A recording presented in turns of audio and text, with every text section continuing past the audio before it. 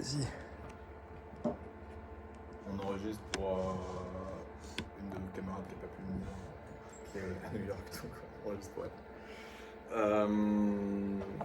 Bonjour à tous, bienvenue. J'espère que les vacances se sont bien passées.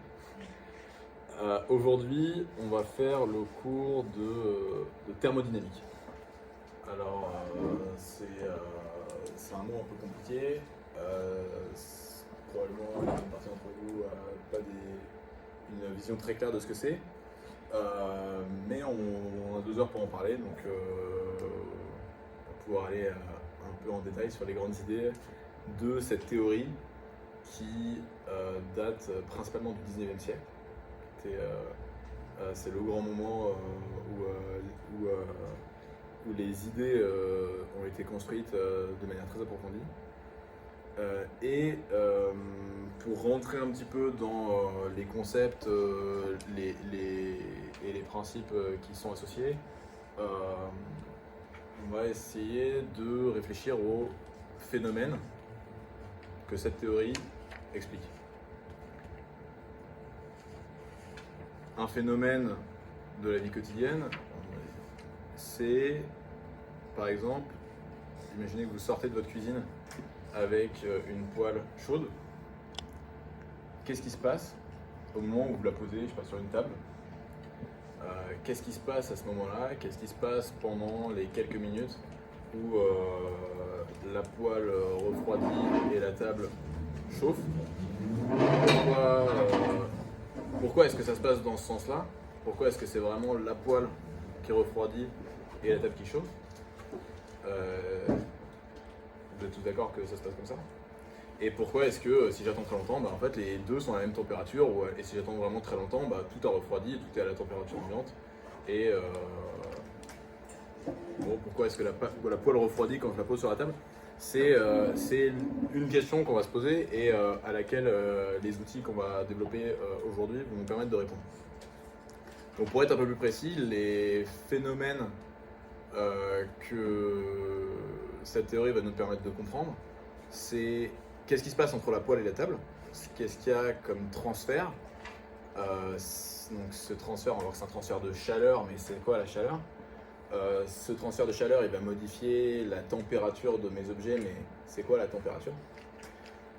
C'est évidemment si je prends de l'eau et puis que je la mets, je change sa température et que je la mets au congélo, si je la ressors 2 heures plus tard, ça fait des glaçons. Pourquoi? Qu'est-ce qui s'est passé? C'est des concepts de la vie quotidienne, mais c'est des concepts qui sont très importants dans des applications qu'on utilise absolument tout le temps. On est incapable de comprendre comment fonctionne un moteur thermique, un moteur de voiture, si on ne comprend pas ces concepts-là. Et donc ça, c'est toutes les pistes de réflexion, toutes les questions, toutes les choses qu'on va essayer de comprendre, qu'on va essayer de mettre en place aujourd'hui. Et ce sont les choses qui sont expliquées par la thermodynamique.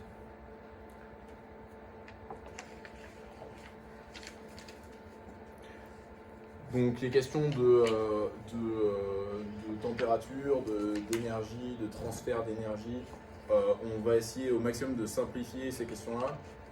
Et la thermodynamique,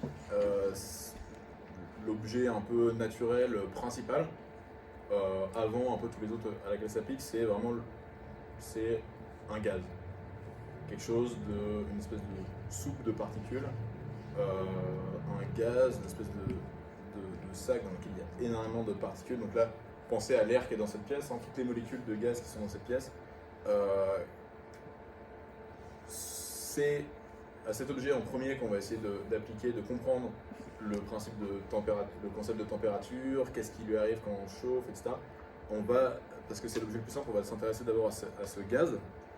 Et on a en fait, dans les cours qu'on a fait depuis le début, les cours de mécanique de Clément, le cours de mécanique quantique que j'ai fait, on a déjà, avec ces théories-là, tout ce qu'il faut pour comprendre comment fonctionne un gaz. Parce qu'un gaz, c'est rien d'autre qu'un ensemble de particules qui agit suivant les principes qu'on a expliqués avec la mécanique classique. Évidemment, c'est des toutes petites particules, c'est des molécules, donc ça a plutôt été le principe de la mécanique quantique.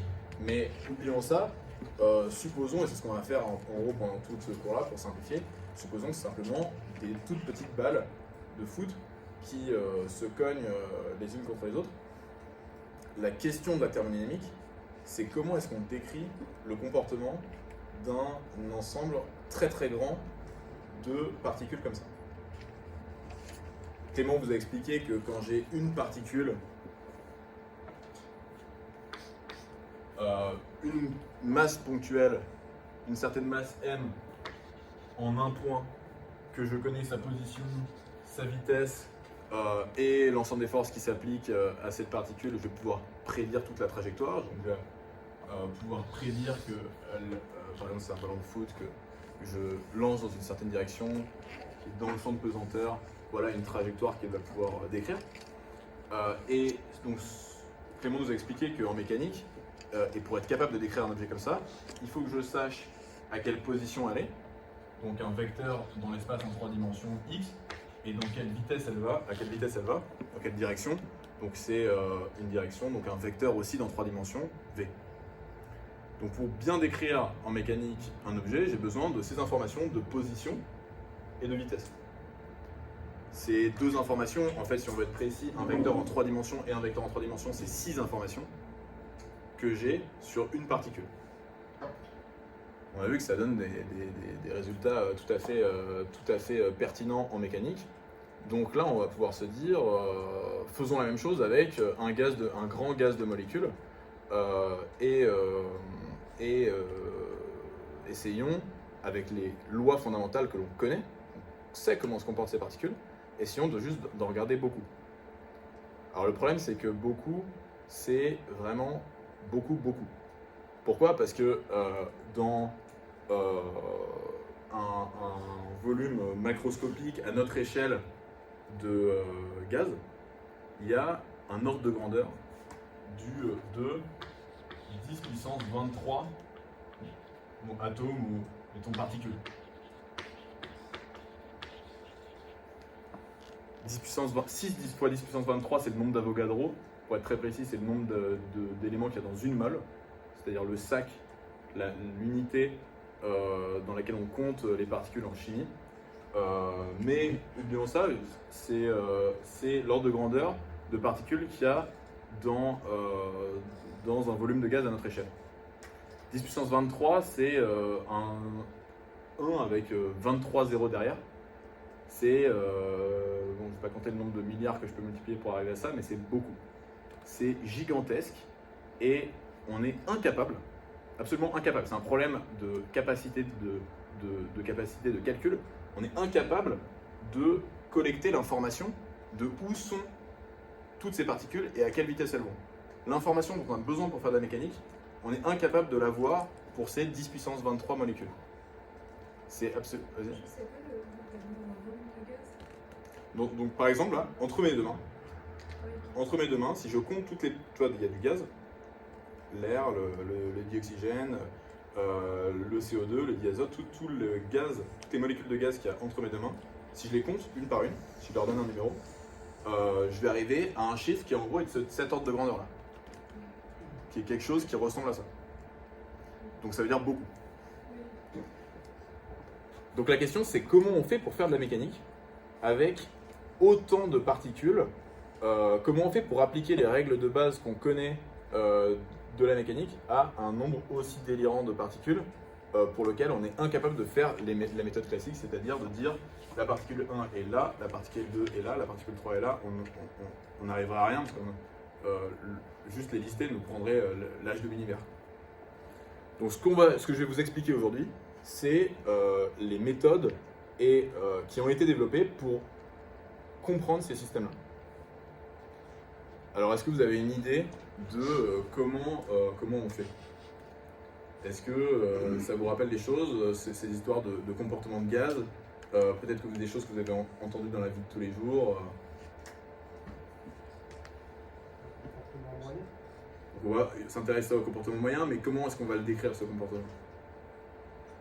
Parce que sur le comportement des gaz, on a déjà parlé de température.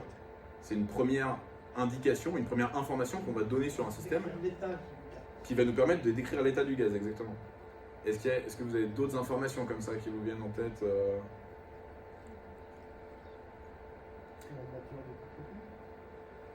Alors ça, on va dire qu'elle est fixée au départ dans le problème. Mais voilà, c'était dans le foot. Mais on ne va pas s'intéresser aux détails. Mais par exemple, à la météo, on vous parle de température. On vous parle aussi. Chaleur. Alors, la chaleur, on définira ce mot précisément plus tard. Dans le langage courant, c'est un peu un signe d'une température en fait. On va voir qu'il y a une définition plus précise ici. On parle de pression aussi, quand on parle à la météo. C'est une autre information sur le gaz qui va nous permettre de définir son état. Donc en fait, la thermodynamique, l'objectif de la thermodynamique, pour introduire ce domaine, ce qu'il faut retenir, c'est ça, c'est que l'objectif, c'est à partir d'un système qui est très difficile à décrire par des méthodes classiques où juste je vais lister toutes les particules, leur position, leur vitesse et essayer de résoudre, c'est impossible. On va substituer à cette difficulté un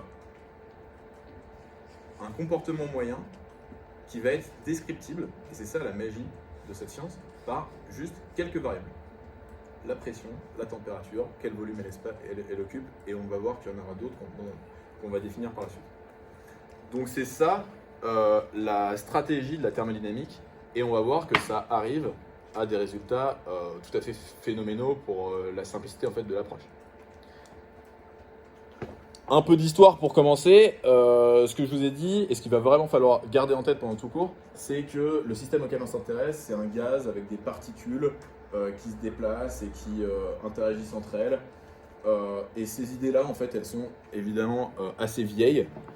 Et même si Jean Perrin a démontré l'existence de l'atome en 1907, il a eu le prix Nobel pour ça 10 ans plus tard, ces idées-là, elles sont très vieilles et elles remontent aux racines de l'atomisme avec Démocrite, 5e siècle avant Jésus-Christ. À l'époque, ces idées-là qu'on va appliquer pendant tout le cours et qui sont fondamentales en thermodynamique, le fait que j'ai des particules qui composent ma matière et qui vont me donner le comportement à grande échelle quand j'en mets beaucoup ensemble, c'est déjà donc, chez les antiques et puis Lucrèce, De Natura Rerum, on développe ces idées-là. Il faut attendre Francis Bacon, Bacon, je ne sais pas trop comment on dit ça, pour le début de la pensée scientifique, pour un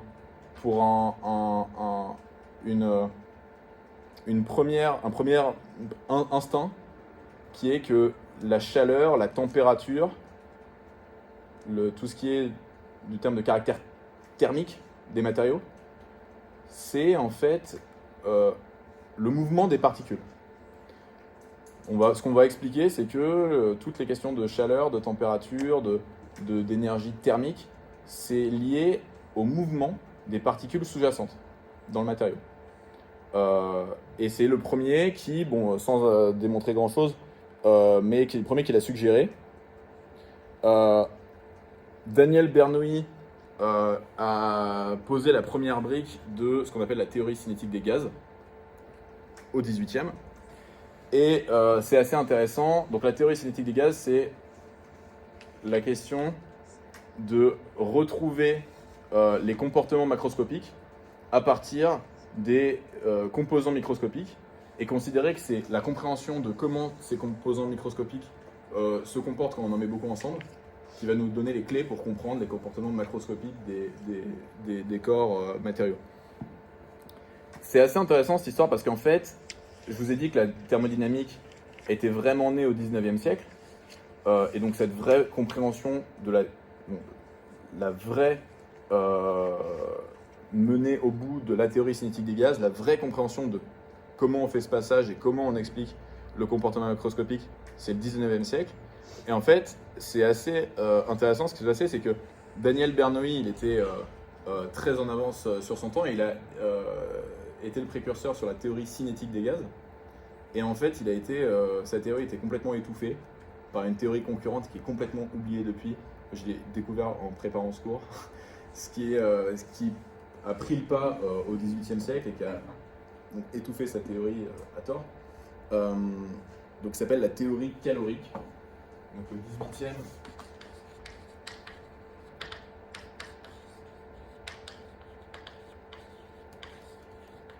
On était tous à fond là-dedans. Et je vous explique en quelques mots parce que je trouve que c'est intéressant de voir un peu les alternatives qui étaient proposées à l'époque et qui, on va voir, sont fausses. Et on va expliquer ce qui se passe réellement. Ce qu'il proposait, c'est que, bon, mettons que ça c'est la poêle et que ça c'est la table. La poêle est très chaude, la table est froide. Il se posait la question, bon, qu'est-ce qui se passe quand je mets les deux en contact? Ils observent évidemment que la poêle refroidit et chauffe la table dont la température augmente. Et eux, l'explication qu'ils en avaient, c'est qu'en fait, il y avait effectivement un fluide, là où le calorique, qui, je ne sais pas quel pronom était, qui passe de l'un à l'autre. Donc ils disaient qu'il y avait vraiment quelque chose de matériel, comme un fluide de température, de chaleur, qui vraiment se transmettait de l'un à l'autre. Quelque chose de matériel qui passait, et puis après, alors ils faisaient plein d'expériences pour mesurer des masses de corps froids, les chauffer, remesurer leur masse, et pour observer une différence de masse qui viendrait de ce fluide qui était venu occuper l'espace donc ils ne voyaient pas de différence, ça leur posait des grands problèmes. Et c'est au 19e siècle que la compréhension de la thermodynamique est arrivée. Elle est arrivée en deux étapes. Il y a vraiment deux étapes dans le 19e siècle qui sont... C'est une théorie qui est vraiment très très diverse. Il y a beaucoup de gens qui ont participé. Mais on peut engager un peu deux mouvements. Il y a vraiment la première moitié du 19e siècle où la théorie commence à avoir les premières marques, les premières briques qui sont posées, les premières choses intéressantes qui sont faites, mais sans une explication totale. Cette première étape, donc l'adolescence de la théorie, elle est menée en particulier par Sadi Carnot. Sadi Carnot, c'est lui qui a été précurseur sur, on va voir ce que c'est le second principe. Il a été le premier qui a été capable d'expliquer comment fonctionnent les machines à vapeur. Ça faisait au moins 100 ans que les machines à vapeur étaient un élément très important de la révolution industrielle qui commençait. Et pourtant, on n'avait aucune compréhension théorique. C'était le premier qui a été capable d'expliquer comment les machines à vapeur fonctionnaient. Joseph Fourier, alors bon, en plus ils sont français donc c'est sympa. Joseph Fourier, un très très grand mathématicien qui s'est intéressé au déplacement de la chaleur dans les corps. Comment est-ce que si je chauffe une barre en métal à un bout, comment la chaleur se répand à l'autre bout? Pour être capable d'expliquer ça, il a développé l'analyse de Fourier, dont Alexis vous a parlé dans le cours sur les ondes, quand il vous a expliqué qu'on pouvait décomposer n'importe quel signal périodique en une somme de sinusoïdes. Je le refais rapidement, mais c'est une théorie qui est absolument fondamentale en mathématiques, qui est absolument partout dans toutes les sciences. Et lui, c'est Joseph Fourier qui l'a développé dans cet objectif d'essayer de comprendre, le fonctionnement, enfin le comportement de la chaleur dans les corps. Ça, c'est la première partie du 19e. La vraie révolution thermodynamique, elle vient pendant la deuxième partie, avec principalement, bon, ils sont très nombreux, donc c'est difficile de faire une liste complète, mais c'est très principalement ces trois physiciens. Clausius, il a défini le terme d'entropie, on va voir ce que c'est. Maxwell, qui est un très grand nom de l'électrodynamique, dont Alexis vous a légèrement parlé sur le cours sur les ondes, hein, c'est la théorie des ondes électromagnétiques qui sont régies par les équations de Maxwell. On n'a pas un cours spécialisé là-dessus, mais c'est intéressant de voir qu'il a eu également un rôle prépondérant dans la théorie thermodynamique. il a expliqué la distribution probabiliste des vitesses, on en parlera un peu plus après. Et il y a principalement le nom le plus important, Boltzmann, qui a donné son nom à une des constantes les plus importantes de la physique. Donc, je vous ai parlé dans le cours de mécanique quantique de la constante de Planck. Lui, la constante de Boltzmann, c'est toujours bon signe en physique quand il y a des physiciens qui ont une constante à leur nom, ils ont souvent fait des trucs stylés. Donc là, 19e siècle, et lui a réellement un peu bouclé la boucle de la théorie. On a fait une théorie complète qui était vraiment une théorie mature et capable d'expliquer énormément de phénomènes, de la thermodynamique. Un point peut-être sur ce qui suit après, ça c'est le 19e. Aussi il y a aussi il y a d'autres noms comme Kelvin, dont je vous avais parlé au début du cours sur la mécanique quantique. C'était celui avec les deux nuages qui se disaient bon ok, on est assez content de ce qu'on a fait en physique, et on s'est rendu compte que les deux petits nuages qui lui posaient problème, ça a été ce qui a donné naissance aux deux plus grandes théories du XXe siècle, la mécanique quantique et la relativité. Et bien, les idées qui ont été portées par ces physiciens au 19e sur des théories complètement classiques, en l'occurrence, on va voir qu'on est incapable d'écrire précisément où sont les particules avec certitude. Donc on va utiliser les probabilités, parce qu'on est incapable de savoir, donc on va dire en gros, elles ont certaines probabilités de se trouver à certains endroits. C'est des idées qui sont assez fondamentales dans cette théorie. Eh bien, c'est aussi des idées qui vont revenir au XXe siècle de manière révolutionnaire sous une autre forme en mécanique quantique. Donc je vous expliquais que les probabilités sont fondamentales en mécanique quantique, et on peut avoir des objets qui sont dans deux états à la fois parce qu'il y a des probabilités d'observer les deux quand on fait l'observation.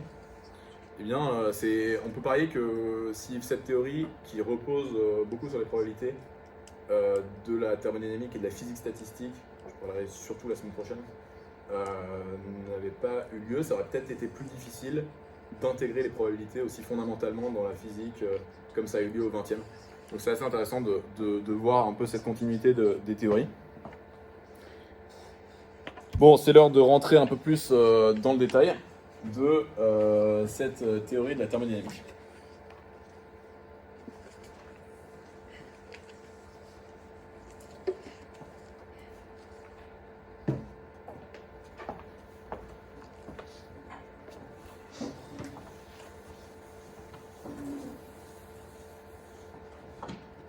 Donc ce qu'on va faire, c'est définir les variables d'état.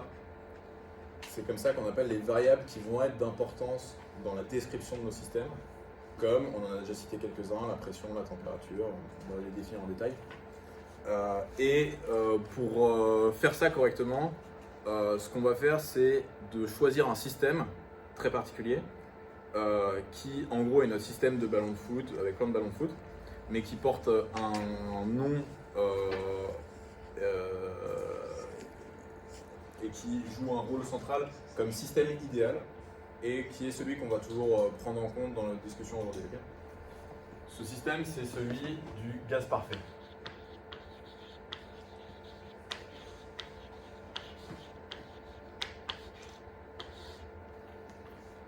Le gaz parfait, c'est quoi? C'est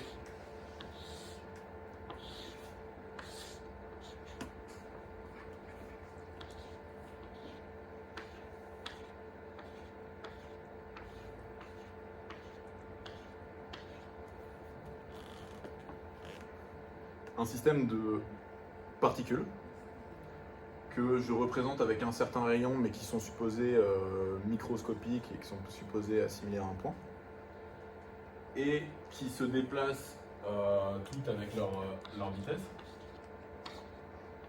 et qui ont une particularité, c'est que quand elles se rencontrent, mettons que ces deux-là vont dans la même direction, enfin qu'elles vont se rencontrer, il se produit ce qu'on appelle un choc élastique, c'est-à-dire qu'en gros, c'est comme deux boules de billard qui collisionnent et se quittent sans perdre d'énergie. Contrairement à ce qu'on pourrait avoir par exemple, je sais pas, avec deux voitures, quoi. Un accident de voiture, les voitures ne repartent pas avec la même vitesse qu'elles sont arrivées, quoi. Elles s'arrêtent là et tout le monde est mort.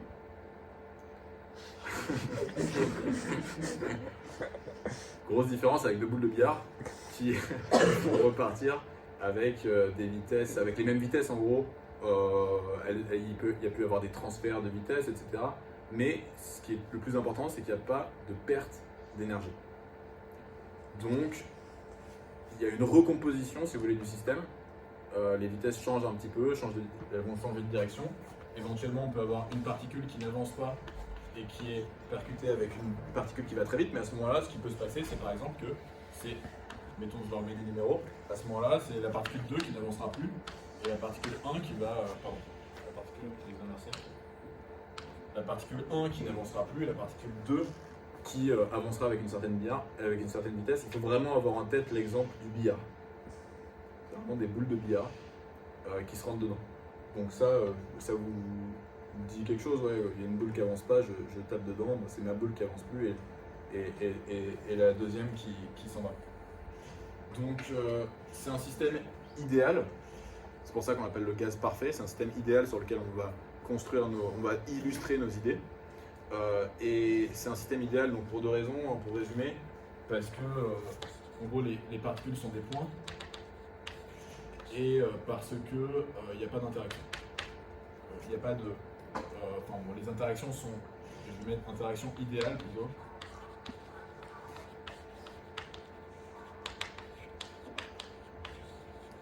C'est-à-dire sans perte d'énergie. C'est un point important, c'est-à-dire que le système, s'il part avec une certaine énergie, en termes de toutes les particules ont une certaine vitesse, si j'attends plus tard, je vais avoir plein de collisions entre les particules, collisions sur les murs, mais je n'aurai jamais de perte d'énergie. Je retourne plus tard, le système a toujours la même énergie, ce qui n'arrive pas évidemment avec un vrai billard. Un vrai billard, la balle elle fait 4-5 rebonds et puis après elle s'arrête. Elle n'a pas besoin de tomber dans un trou pour s'arrêter. Elle peut rester au milieu du billard. Ici, c'est un système idéal où il n'y a pas de perte d'énergie. Quelles sont les variables d'état qui vont nous intéresser pour ce système qui va être notre modèle idéal pour un gaz? Il y a le volume V. Alors le volume V, c'est pas très difficile à définir, c'est simplement l'espace accessible pour mon système. Où est-ce que mes particules peuvent se trouver dans l'espace? Elles peuvent se trouver dans une certaine région. Le volume V, c'est simplement le volume en 3 dimensions de cette région. C'est une quantité importante parce qu'évidemment elles sont confinées dans cette région. C'est laquelle ville. Une variable très importante, c'est la pression. Alors la pression, qu'est-ce que c'est? C'est lié à la force que toutes mes particules vont exercer sur une surface en faisant des collisions dessus. C'est-à-dire quoi? C'est-à-dire que imaginez que je vais prendre un système un petit peu différent de cette boîte fermée. Je vais prendre un système qu'on appelle un piston, où là c'est une boîte fermée, mais là j'ai un mur qui peut bouger. D'accord? Est-ce que c'est clair pour tout le monde? J'ai simplement ici un degré de liberté, c'est-à-dire que ce mur-là peut bouger. Mes particules, elles sont là-dedans.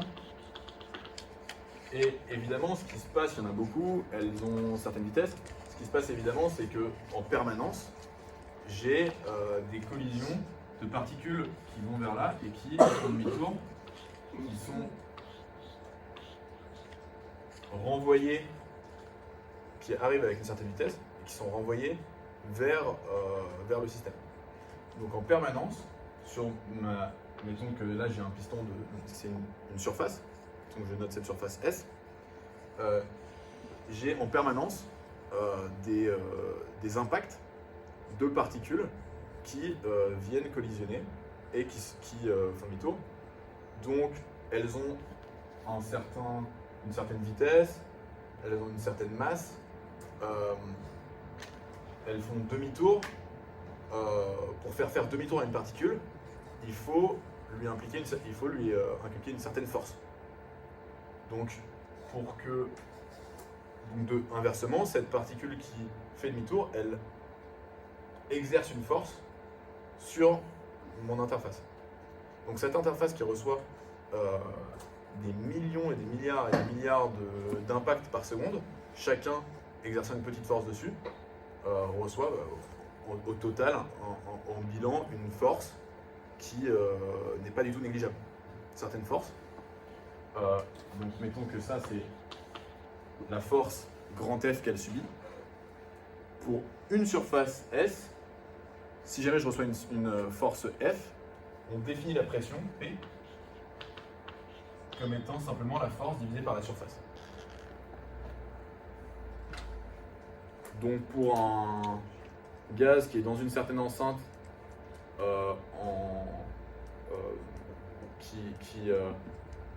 qui est séparé, qui est dans une certaine enceinte, la pression, c'est la force que le gaz fait subir sur l'enceinte par unité de surface. Ça a du sens de diviser par la surface parce qu'on se doute évidemment que si on prend une surface 2 fois plus grande, il y aura 2 fois plus d'impact, donc une force 2 fois plus grande. Pour autant, évidemment, on a envie que ça soit la même pression. Donc on divise par la surface. Ouais. Là, sur le gaz parfait, il n'y a pas de perte d'énergie. Là, j'ai l'impression que quand c'est dit qu'il y a une force, ça veut dire qu'il y a une perte d'énergie du système. Non, pas du tout. Pas du tout. Par exemple, imagine que cette trousse qui est posée sur la table, elle subit 2 forces. Elle subit la force de la gravité et la réaction de la table qui l'empêche de traverser la table. Donc elle subit des forces, mais il n'y a pas de perte d'énergie. Enfin, il n'y a pas de mouvement, il n'y a pas de perte d'énergie. Et en particulier le piston, par exemple, ça va être la même chose. Ce piston qui subit une force F, ça veut dire quoi? Ça veut dire que si je veux qu'il reste en place, il faut que moi, je mette ma main et que je lui implique une force F. C'est exactement la même manière que la table, que la trousse sur la table. Il a une force F vers la gauche, une force F vers la droite. Si jamais je le bloque et qu'il ne bouge pas, il n'y a pas de perte d'énergie. Par contre, si jamais je laisse le piston pousser sur ma main, je diminue la force que moi j'implique sur le piston, à ce moment-là, le gaz va pousser, et donc il va donner de l'énergie. Je peux m'en servir par exemple avec une poulie, je sais pas, pour lever quelque chose.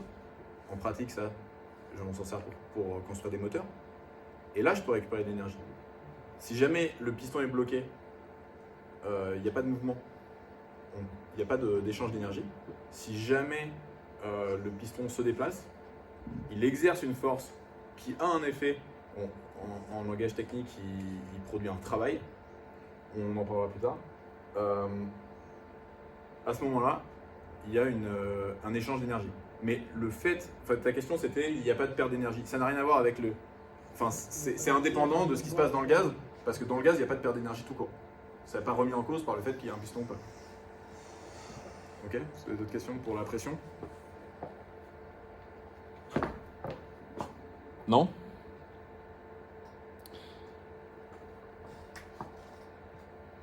Alors, une variable d'état qui est un petit peu nouvelle, mais qui va vous rappeler quand même... Ah non, pardon. Alors, dans quel ordre je voulais faire? Je vais plutôt vous parler de l'énergie. Alors, je pensais que j'avais mis l'énergie interne U avant la température, donc je vais plutôt le faire dans ce sens-là. Ça sera plus facile. Donc l'énergie, alors on définit une nouvelle variable d'état pour notre système, notre gaz parfait qui est dans son enceinte. Je définis une variable d'état U que je nomme énergie interne. Pour comprendre ce que c'est, il va falloir parler un petit peu d'énergie.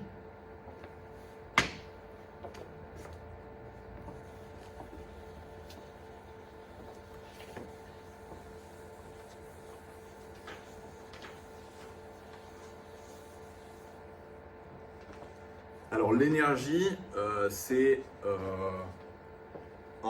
une notion qui est centrale en thermodynamique.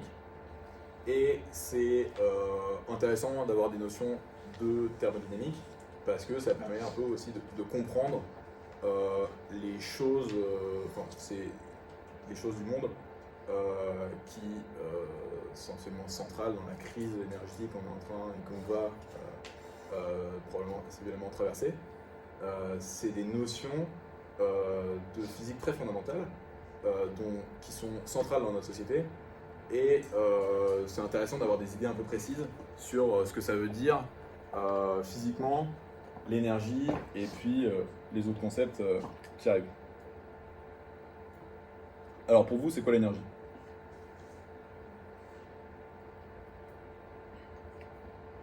Pas tous à la fois. C'est une mesure de à quel point quelque chose se transforme. Alors, dans une certaine manière, oui, parce que ça peut être une mesure, par exemple, de à quel point je vais pouvoir me déplacer. Je mets de l'énergie dans ma voiture sous forme de pétrole pour pouvoir me déplacer, pour pouvoir créer quelque chose, un mouvement, mais c'est pas vraiment une transformation en soi. Enfin, il n'y a pas de... Il y a transformation de l'état du monde. Dès qu'il y a transformation de l'état du monde, il y a l'énergie qui est mise.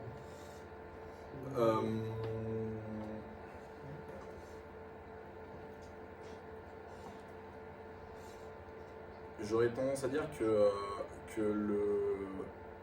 l'état du monde, c'est peut-être plutôt l'énergie qu'on a, et c'est souvent un transfert d'énergie qui permet ce changement, cette transformation du monde.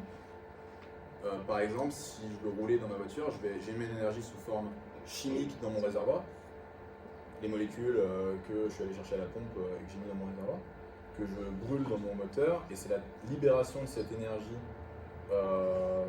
chimique sous tout un processus qui me permet d'avoir une énergie sous forme de vitesse qui a permis cette transformation du monde. La modification de la configuration de mon énergie, c'est ça que je considère comme une transformation du monde. Et est-ce que, peut-être plus précis, qu'est-ce que vous avez en tête quand vous pensez à de l'énergie? Allez-y, vraiment, lâchez-vous. Peut-être plus concret, quoi, parce que c'est un peu abstrait, toutes ces choses-là, c'est pas la peine de se prendre la tête sur des... Vraiment concrètement, est-ce que vous avez... Voilà, alors la chaleur, par exemple, l'énergie thermique. Il y a de l'énergie dans ma poêle, quand je la pose sur la table. Pourquoi il n'y a plus cette énergie Pourquoi la poêle est froide 10 minutes après ou 15 minutes après? C'est que cette énergie s'est dissipée. Donc l'énergie thermique...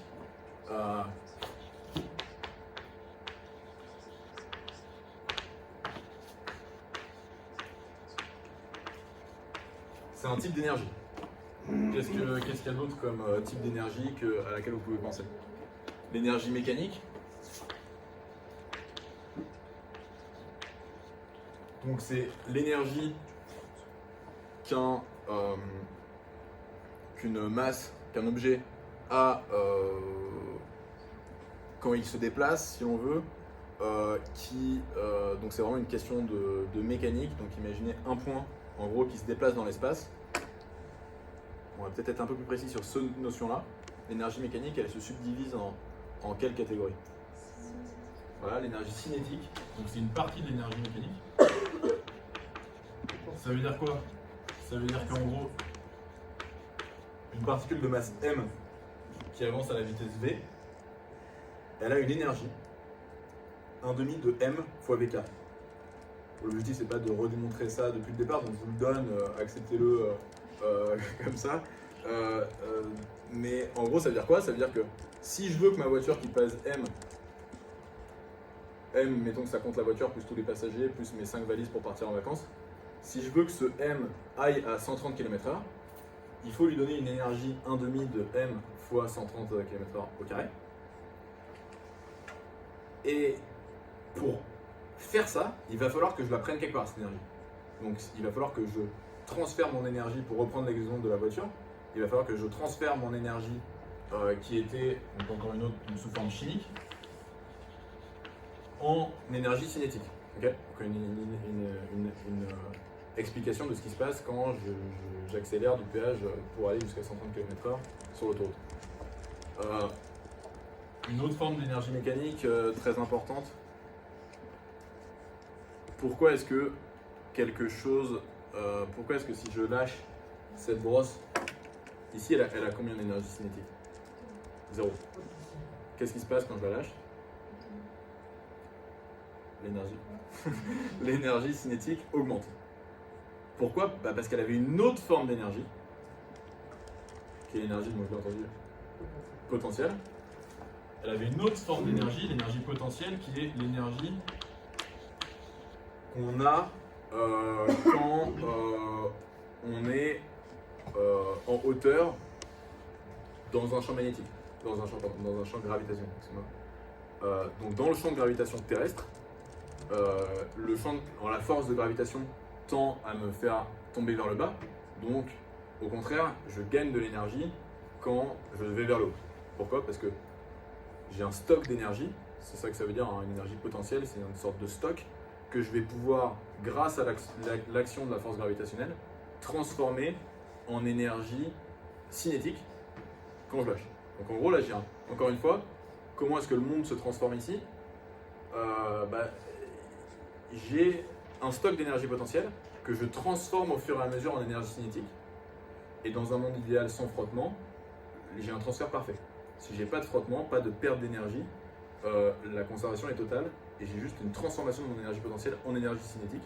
Et je peux faire le calcul de la vitesse finale simplement en disant tout mon stock d'énergie mécanique, énergie potentielle, pardon, c'est transformé en énergie cinétique et à ce moment-là, je peux calculer la vitesse si je connais la masse de l'objet.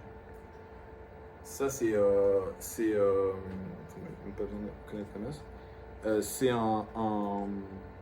donc ça, c'est pour comprendre comment se trouve cette énergie dans la nature. Peut-être quelques autres exemples. L'énergie électrique, l'énergie nucléaire. Vous voyez que tout ça, c'est des choses qui sont fondamentales parce que on s'en sert absolument tout le temps. Cette lumière que je reçois ici, pourquoi est-ce que la lampe fonctionne? Parce qu'elle est alimentée par une énergie électrique qui, donc ça veut dire quoi? Ça veut dire des électrons qui bougent dans les fils. Cette énergie électrique, elle vient d'où? Elle vient d'une centrale nucléaire et où se trouve une transformation entre un stock d'énergie contenu dans les atomes qui, par fission, dégage de l'énergie que je transforme en énergie électrique. Et puis de l'autre côté du fil, à cet endroit-ci, j'ai de la lumière, donc de l'énergie électromagnétique, c'est des ondes électromagnétiques la lumière. Et puis j'ai aussi de la chaleur, j'ai aussi de l'énergie thermique qui est créée.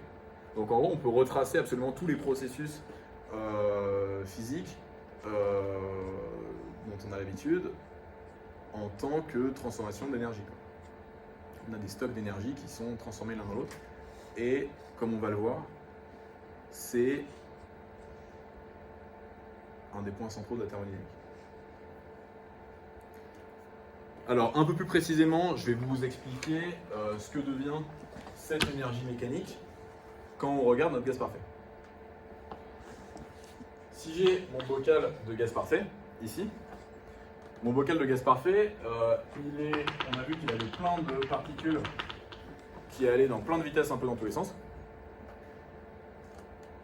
Ce bocal lui-même, il peut se déplacer à une certaine vitesse. Ce bocal a une masse M. J'oublie les murs, je suppose que les murs n'ont absolument aucune masse et que toute la masse est contenue dans les particules qui sont en train de bouger. Si tout ça se déplace à une certaine vitesse, que je vais noter Vm pour vitesse moyenne, toutes les particules se déplacent. À ce moment-là, pour l'ensemble du système, je vais pouvoir, comme si ça c'était un ballon de foot de masse M, je peux lui définir une énergie cinétique et une énergie potentielle. Donc, tout mon gaz parfait, ça reste un système que j'ai l'habitude de décrire en mécanique, qui suit les lois de la mécanique, avec une énergie mécanique qui est une somme d'énergie cinétique et une somme d'énergie potentielle. Donc on n'est pas en train, on est en train de regarder des systèmes qui, par un certain point de vue, ne sont pas si différents des systèmes qu'on a l'habitude de regarder en mécanique. Mais la différence, c'est que maintenant, on a une structure microscopique. On a quelque chose qui se passe à l'intérieur, et qu'on a bien défini, c'est toutes ces particules qui se déplacent à des vitesses que je ne connais pas, qui peuvent être très compliquées, qui sont différentes pour chaque particule, mais sans perdre d'énergie. Donc ça veut dire quoi? C'est que en plus de cette vitesse moyenne, chaque particule a des vitesses un peu dans tous les sens. Et la clé, c'est que si je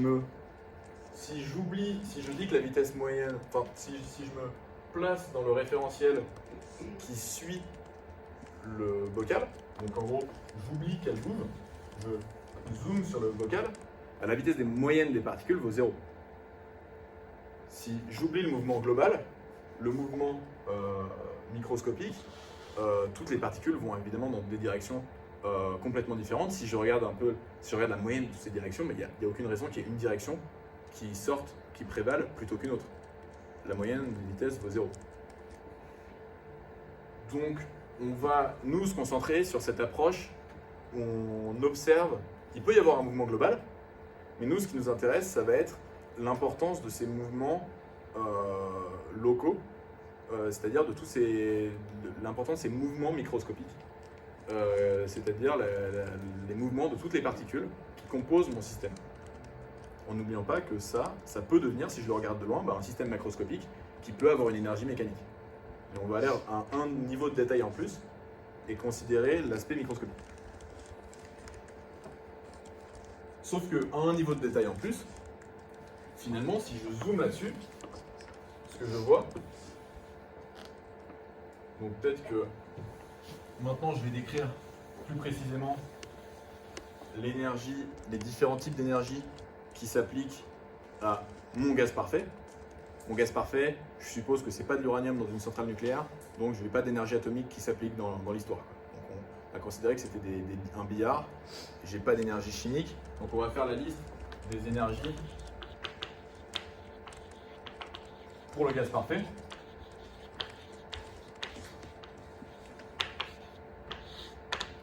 Le cas particulier de la liste de ces énergies qui s'applique à mon système de gaz parfait. Donc on a vu qu'il y avait une énergie mécanique avec aussi une énergie cinétique, éventuellement une énergie potentielle, même si on ne va pas trop s'en occuper ici, pour le mouvement global, comme si mon système était un ballon de foot. Mais en plus, quand on zoome et qu'en fait on se souvient que c'est pas un ballon de foot, mais plein de ballons de foot, en plus évidemment, le mouvement de toutes mes particules dans tous les sens, c'est plein d'énergie cinétique. Il faut de l'énergie pour donner de la vitesse à chacune de ces particules individuelles. Chacune de ces particules, c'est comme la voiture sur l'autoroute.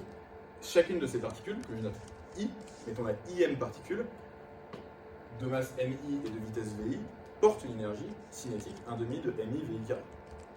Et si je veux l'énergie globale de l'ensemble de mon système, l'ensemble de mon gaz parfait, il va me falloir les sommer, c'est ça, c'est une somme. La somme sur toutes les particules de leurs énergies cinétiques, c'est une énergie que le système porte. Et cette énergie, c'est ce que je vais noter l'énergie interne.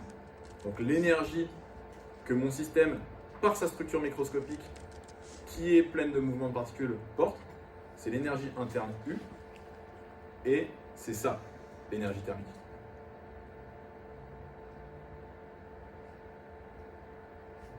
L'énergie d'un corps sous forme thermique, c'est l'énergie du mouvement des particules qu'il constitue.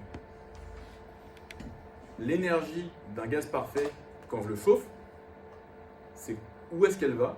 Elle va dans l'agitation de ces petites particules qui le composent et qui vont de plus en plus vite quand je le chauffe.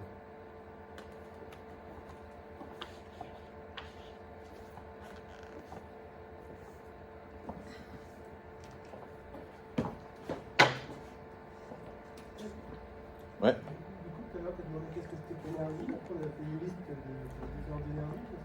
Ouais, alors du coup, ma stratégie, ça a été de définir la notion d'énergie par l'exemple, en vous renvoyant à des notions d'énergie que vous connaissez bien et donc qui sont convaincantes, quoi. L'énergie cinétique, on sait qu'il faut de l'énergie pour accélérer une voiture. Pour donner une définition très précise de ce que c'est pour un physicien, il faudrait passer simplement par la définition de ce que c'est dans les équations de la mécanique. C'est une définition tout à fait précise pour un physicien, ça serait quelque chose comme c'est l'intégrale du mouvement, mais ça demanderait des termes techniques un peu pour une définition très philosophique, comment dire, c'est peut-être pas très philosophique. Ça serait en gros ce qui se conserve quand il n'y a pas de frottement. Ce qui se conserve dans le système que je regarde. Évidemment, ça va être l'objet de la thermodynamique de voir que ça se conserve.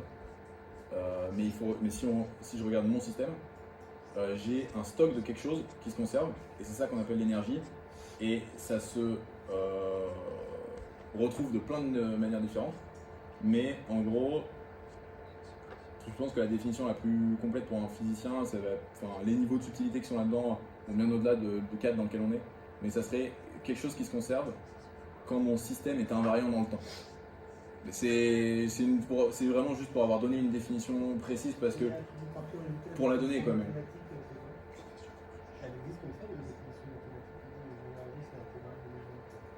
Ouais, en gros, la définition mathématique, on l'obtiendrait en prenant le principe fondamental de la dynamique et en intégrant ça le long du mouvement. Mais c'est pas la peine de rentrer dans le détail, je veux dire, c'est des définitions techniques qui vont pas vraiment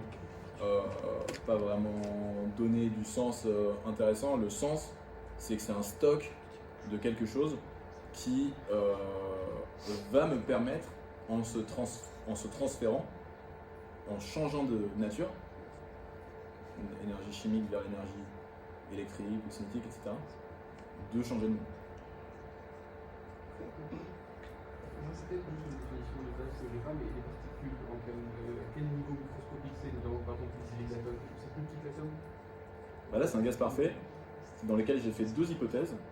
Donc, elles ne perdent pas d'énergie et c'est des masses ponctuelles.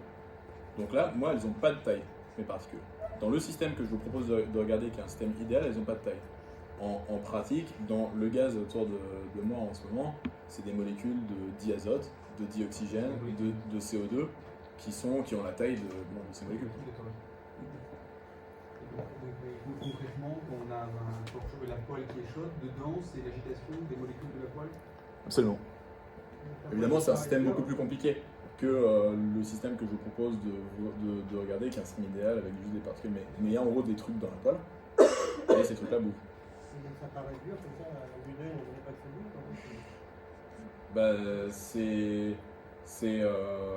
Ouais, je sais pas si j'ai un bon exemple, quoi, mais même quand les points sont fixés à des positions les uns par rapport aux autres, donc ça c'est dans un solide, j'ai plein d'atomes, les uns qui bougent pas les uns par rapport aux autres, ils oscillent un peu autour de leur position. Donc ils ont toujours un mouvement, ils ont une énergie, et évidemment ils sont dans un état solide, qui est un état beaucoup plus ordonné que l'état gazeux que je vous propose pour simplifier de considérer.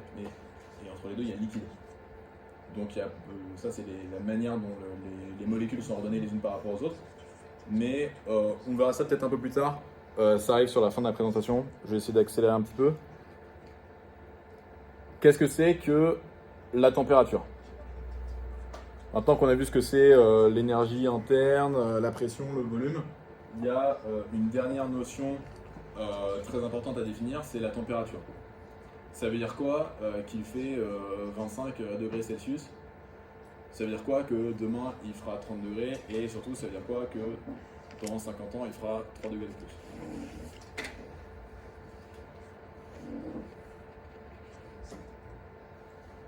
Alors, est-ce que vous avez une idée peut-être un petit peu intuitive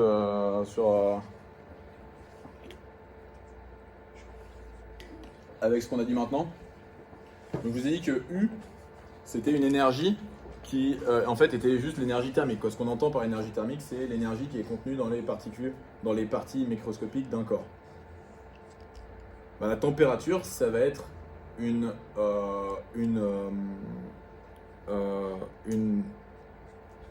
mesure de à quel point un corps est effectivement énergétique, mais une mesure un peu différente, parce que l'énergie, si je prends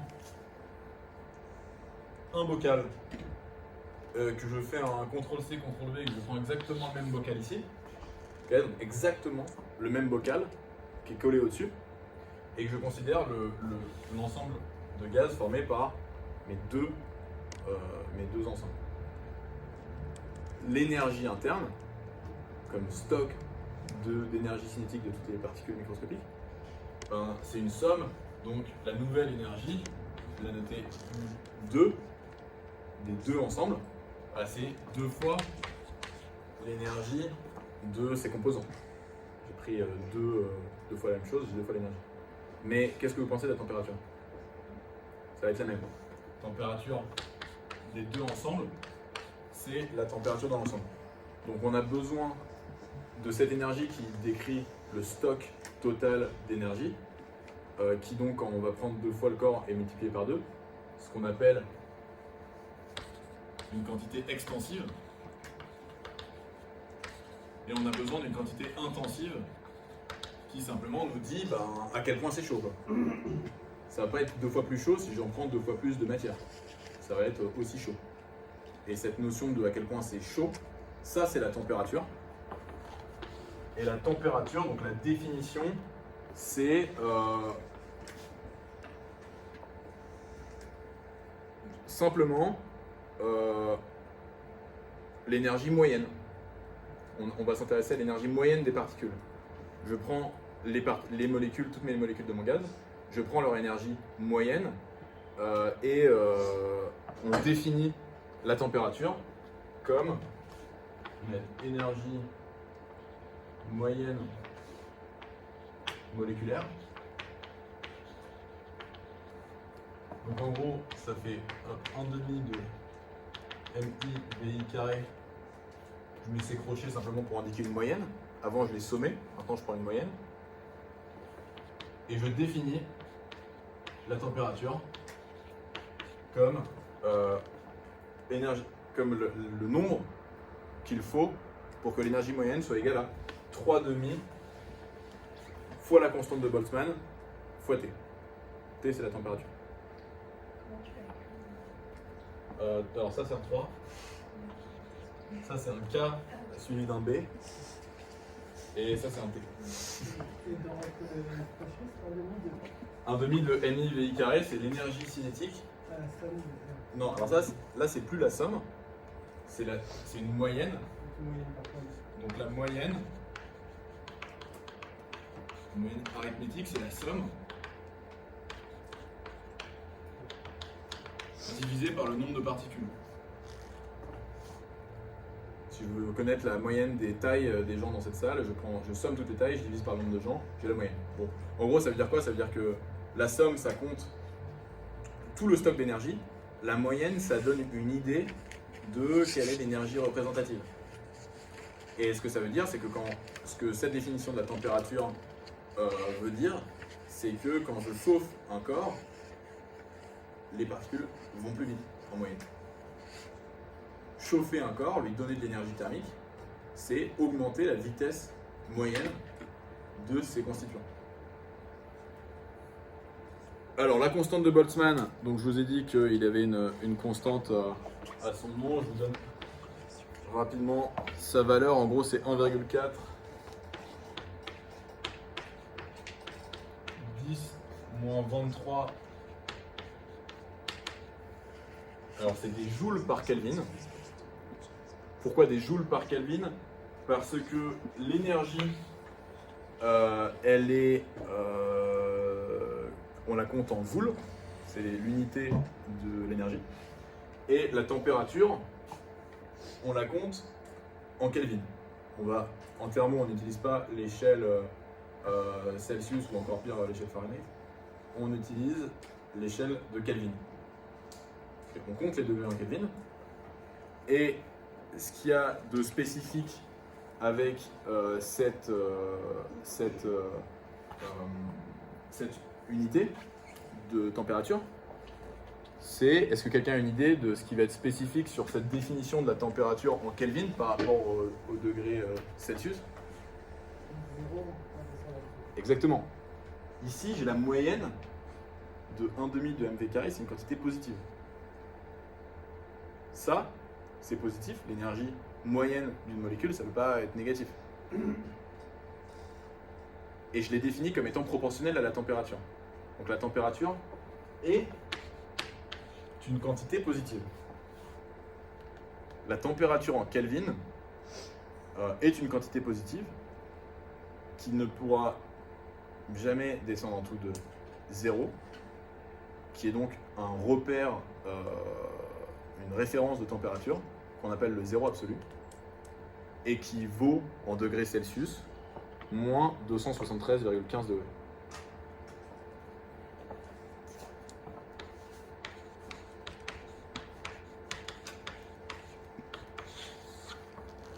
Donc déjà, c'est intéressant, en comprenant un petit peu d'où venait l'énergie thermique, d'où venait la température, on touche à une conséquence qui est vraiment pas triviale.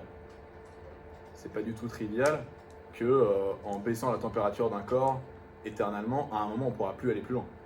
C'est pas du tout quelque chose qui coule de source et qui est d'ailleurs pas forcément intuitif. Mais la compréhension de l'énergie thermique comme une agitation des constituants moléculaires nous permet de définir la température de cette manière et qui est une quantité positive. maximum aussi.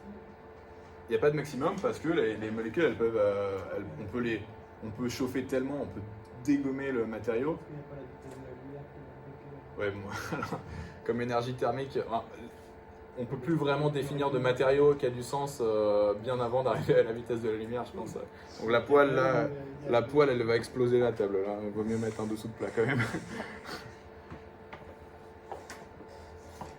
Donc une conséquence déjà intéressante, et en gros, la température dans l'univers, en gros, c'est quelque chose de l'ordre de 3 Kelvin, moins 270 degrés Celsius.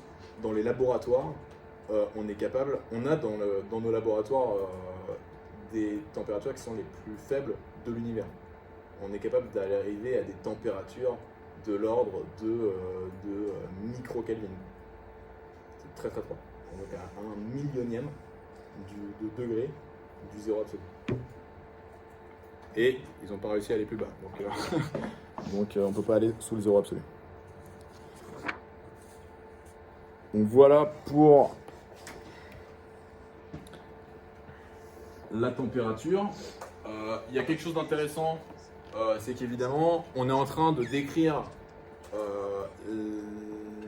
la configuration de notre gaz parfait de plusieurs manières différentes, en utilisant plusieurs variables, plusieurs manières de voir le problème. La pression, la température, l'énergie interne. Je vous ai dit que l'énergie est liée à la température parce qu'il y en a une, ça compte l'énergie totale, l'autre, ça compte la moyenne. Bon, il y a des liens entre ces différentes variables, elles ne sont pas indépendantes. Et en particulier, je ne vais pas passer trop de temps, par exemple, je vais pas passer trop de temps à le prouver, ça pourrait se faire de manière assez intuitive, mais je ne vais pas le faire, on va avancer après. Mais pour le gaz parfait, on peut montrer qu'il y a une loi qui lie ces variables d'état, qui s'appelle la loi du gaz parfait, et qui s'écrit comme ceci.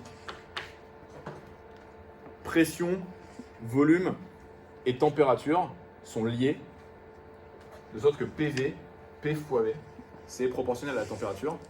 Ça, c'est le nombre de particules exprimé en mol, c'est-à-dire, on vous dit en gros 10 puissance 23, donc je prends le nombre de particules, je divise par 10 puissance 23, ça me donne ce nombre-là, N. Donc c'est juste le nombre de particules que j'ai mis dans mon système au début.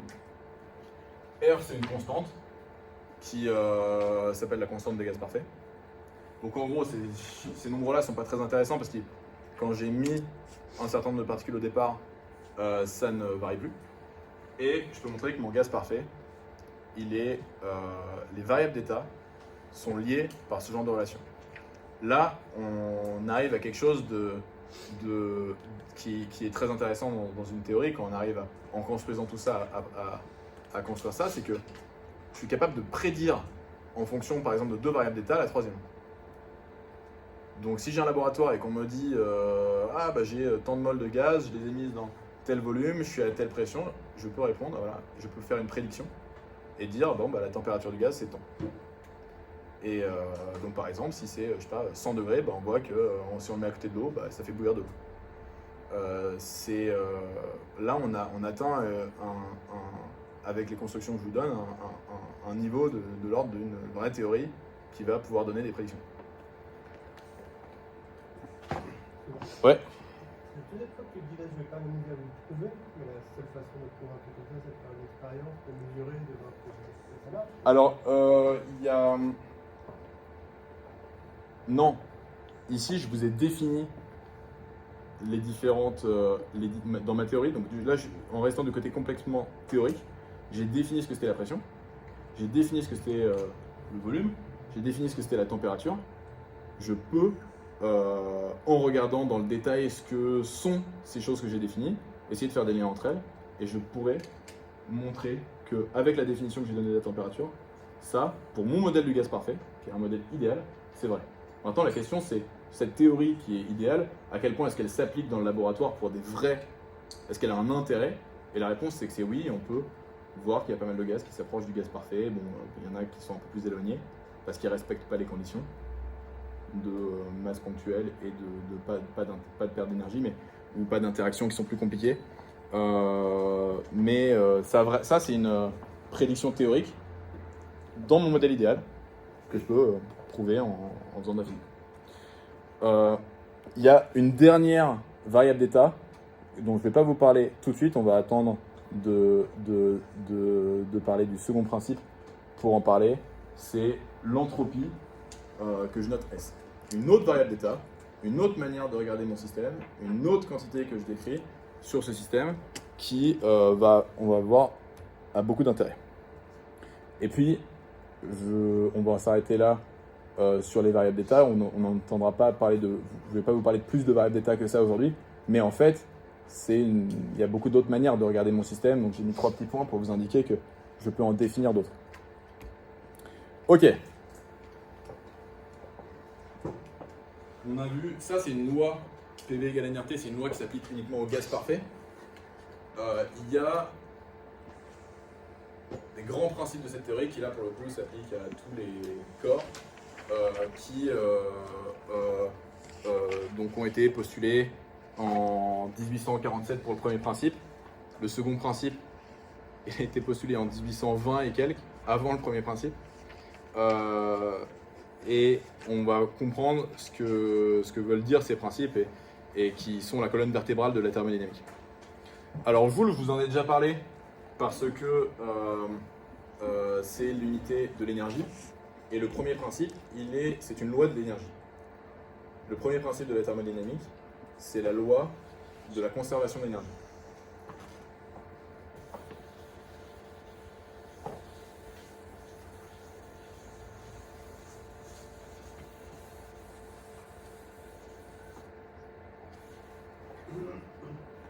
Alors en particulier, on a déjà dit que pour mon gaz parfait tout seul, sans interaction avec l'extérieur, les particules ne perdent pas d'énergie quand elles se rencontrent, donc il n'y a pas de perte d'énergie. Donc la modification de mon stock d'énergie, elle va venir des interactions avec l'extérieur.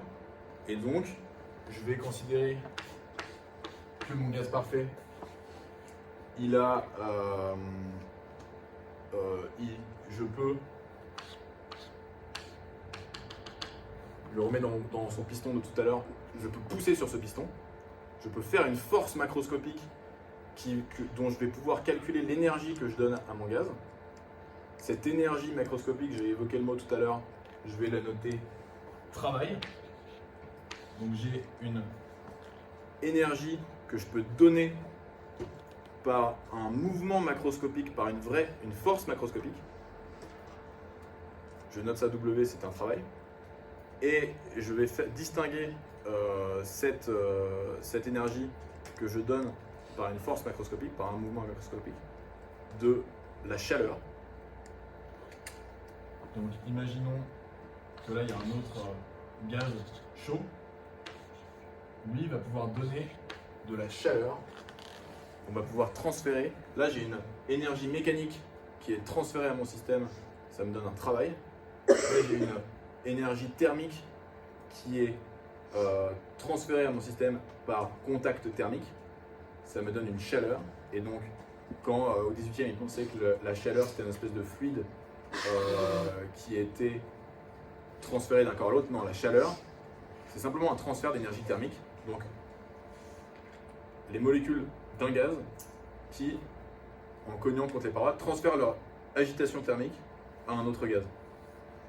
Je note ça chaleur, et ce que je peux dire c'est que donc si je fais un bilan d'énergie, la variation de mon énergie du gaz parfait, et j'ai dit que c'était, pour être complet, il y avait l'énergie mécanique et l'énergie interne, c'est simplement je compte toutes les énergies de mon gaz parfait. Qu'est-ce que j'ai comme variation d'énergie? Soit on m'a fourni de l'énergie par une force, par un mouvement macroscopique, par un mouvement de piston, par quelque chose qui est macroscopique, si j'appelle ça un travail. Soit on m'a fourni de l'énergie thermique, par contact thermique, ce que j'appelle une chaleur, et je note ça Q. À aucun moment dans ce processus, je n'ai de perte d'énergie. Donc cette équation qui est le premier principe de la thermodynamique vous dit, c'est que il n'y a pas de perte d'énergie. Toute l'énergie que on me donne, si ces quantités sont positives, ça c'est des termes d'interaction avec l'extérieur, ça c'est les termes de bilan de mon énergie de système. Toute l'énergie qu'on m'a donnée, elle vient dans mon bilan. Toute l'énergie que je veux donner, elle est retirée de mon bilan. À aucun moment, il y a de perte en ligne. Ça, c'est un bilan d'énergie qui compte toutes les énergies possibles. Est-ce que ça vous va? En gros, ce que ça veut dire, c'est que si je compte toutes les énergies qu'on me donne, qu'on m'enlève, donc tous les transferts qu'il y a, transfert macroscopique, transfert thermique microscopique, celui-là et celui-là, il y a quelqu'un qui tient un bilan comptable quelque part et il n'y a rien qui dépasse.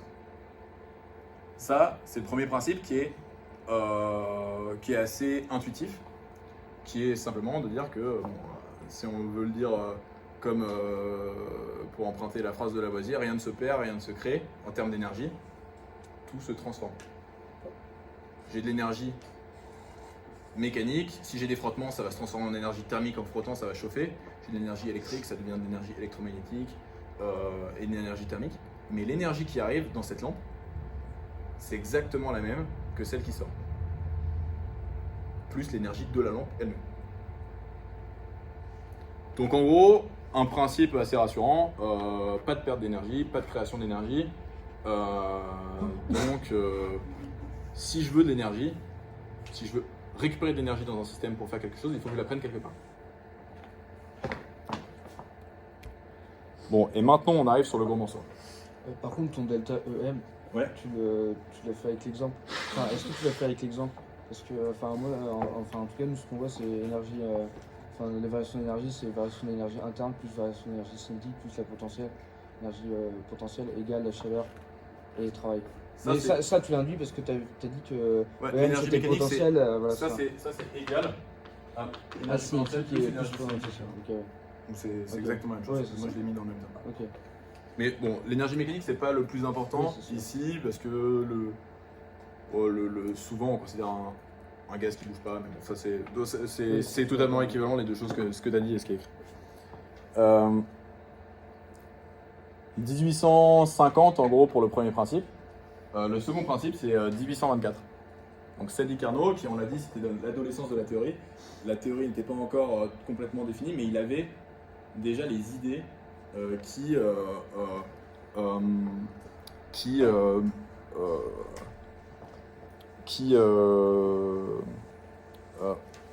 ont mené à une compréhension plus tard totale du second principe. Il faut attendre en gros les années 1870 avec le fameux Boltzmann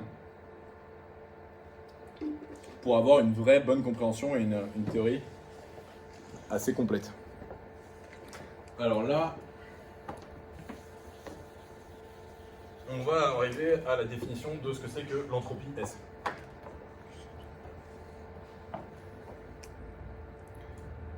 L'entropie, elle est définie par la nécessité de distinguer entre les différents types d'énergie. Je vous remets le premier principe ici. Là, pour occuper.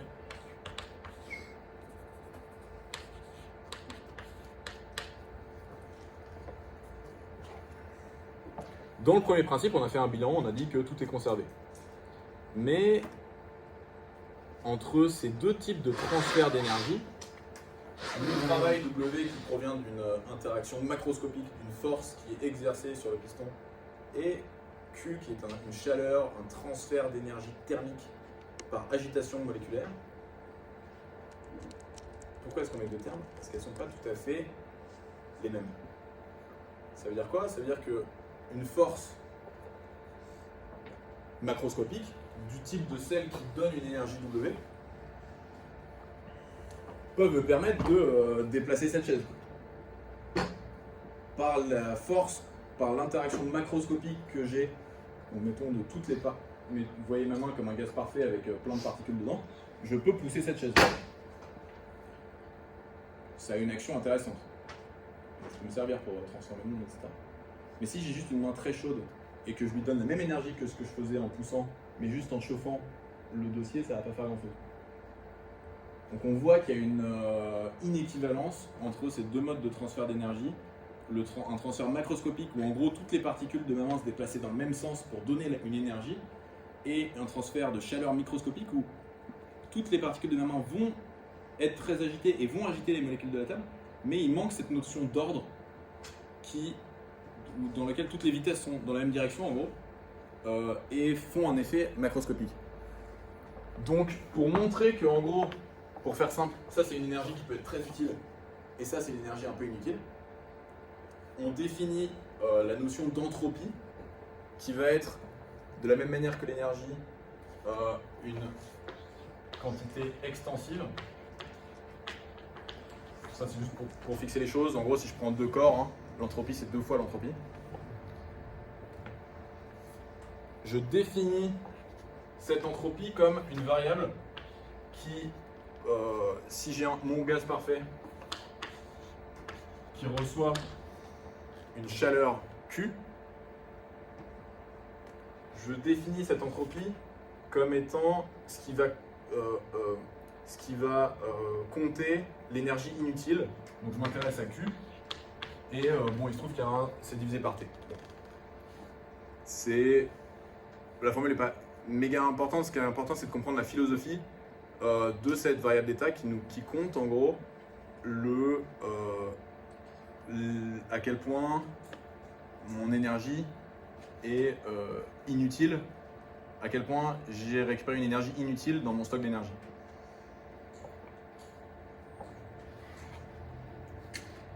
Ce que Boltzmann a compris, c'est que cette interprétation très variable d'état, très thermodynamique, très abstraite, a une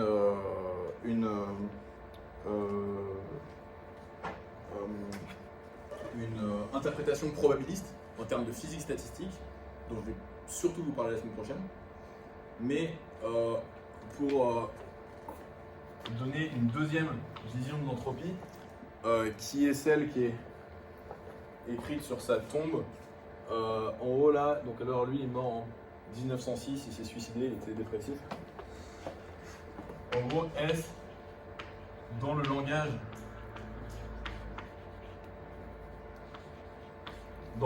de Boltzmann, pour vous mettre la formule, c'est KB log de oméga, où oméga, pour faire simple, c'est le nombre de configurations possibles.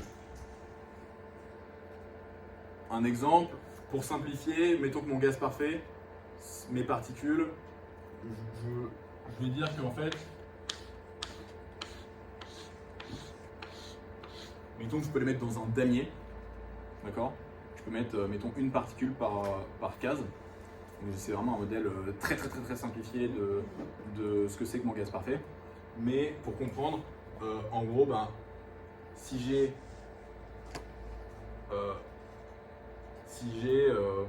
mettons, si j'ai une particule par exemple, je peux la mettre dans, mettons que j'ai n cases, je peux la mettre à n endroits.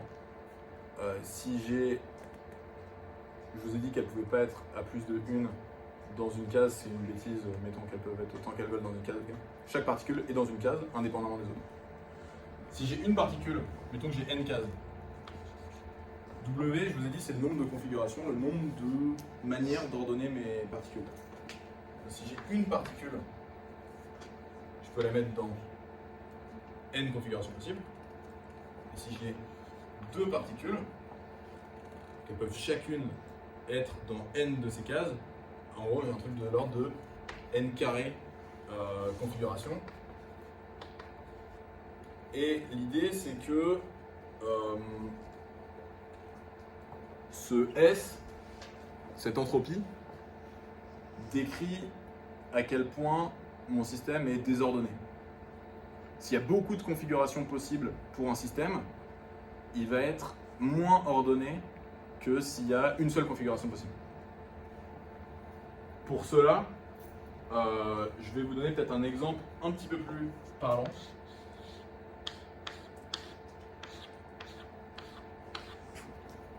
Mettons que là, j'ai mon gaz parfait, mon ensemble de gaz parfait qui est divisé en deux.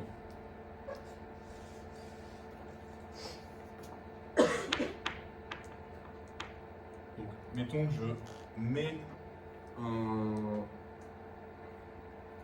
un certain nombre de particules dans mon enceinte de manière à les mettre uniquement à droite.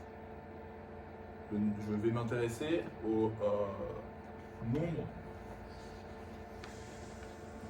de configuration en oubliant la partie de gauche de l'enceinte et en considérant qu'elles peuvent uniquement être à droite. Et je note, hein, c'est exactement ce qu'on vient de regarder ici, c'est oméga là, ce nombre de configurations. Je note oméga à droite, en considérant qu'elles peuvent être uniquement à droite. Maintenant, supposons que j'enlève la contrainte qu'elles ne puissent être qu'à droite et que je leur laisse occuper tout l'espace. Ce qui se passe, c'est que maintenant c'est comme si j'avais changé n, et on voit que oméga en gros ça grandit comme n, si n augmente, oméga augmente, donc ce oméga d, il va être bien plus petit que oméga total, toutes les configurations possibles, si j'augmente l'espace. Ça veut dire quoi? Ça veut dire que, comme S, c'est pas très grave si vous ne savez pas très bien ce que c'est un logarithme, ça grandit comme oméga.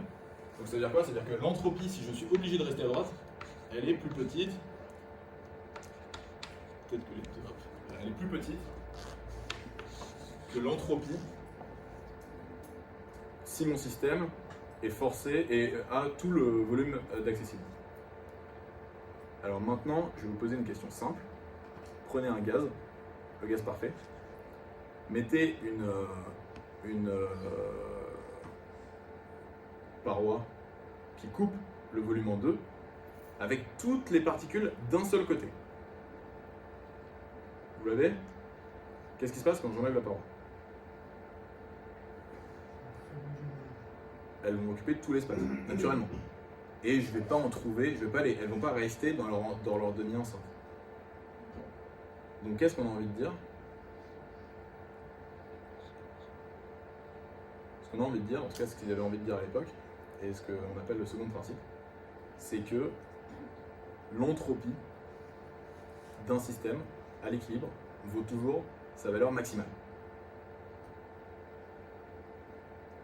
L'entropie du système dans l'état j'occupe tout l'espace est plus grande que l'entropie du système dans l'état j'occupe juste la moitié. Le second principe dit que à l'équilibre, mon système occupe l'entropie maximale, donc mon système va occuper tout l'espace.